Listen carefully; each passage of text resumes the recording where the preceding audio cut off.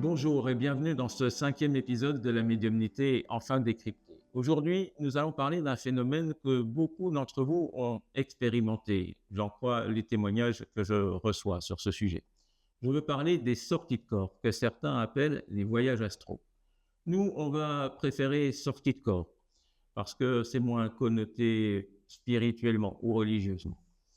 Les sorties de corps, c'est une dissociation temporaire entre notre corps physique et notre conscience. C'est pour cela que ceux qui la vivent ont toujours l'impression, en tout cas très souvent, de planer au-dessus de leur corps et de voir les scènes du haut ou de pouvoir tout simplement aller absolument n'importe où.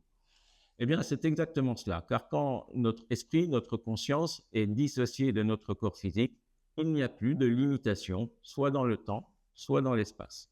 On va s'arrêter à l'espace. Je vais vous donner un exemple tout simple.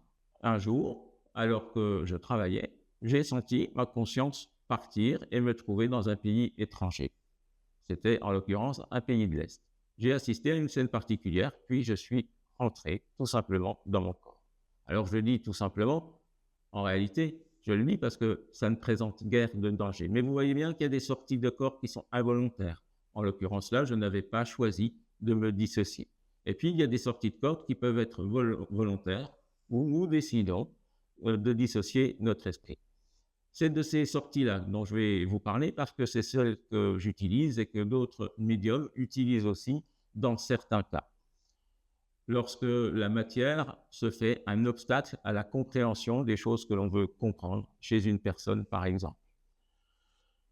La dissociation, la sortie de corps, permet notamment d'aller assez facilement retrouver les cauchemars d'une personne et expliquer l'origine, la cause du cauchemar. Ça, je l'ai déjà fait en consultation. Et puis, les sorties de corps sont aussi importantes dans un autre domaine, très sensible aussi, celui de la disparition des personnes.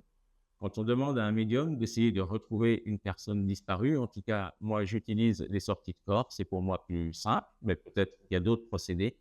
Eh bien, les sorties de corps me permettent tout simplement, une fois que je suis en connexion évidemment avec la conscience de la personne, qu'elle soit décédée ou non, tout simplement de retrouver l'itinéraire qu'elle a fait et qui a amené à sa disparition. J'ai un exemple très précis, par exemple, dans le sud-ouest de la France, j'étais ici même, à ce bureau-là, une personne de la famille était en face de moi, eh bien, j'ai retracé l'itinéraire et il s'est avéré que l'on a retrouvé cette personne malheureusement décédée.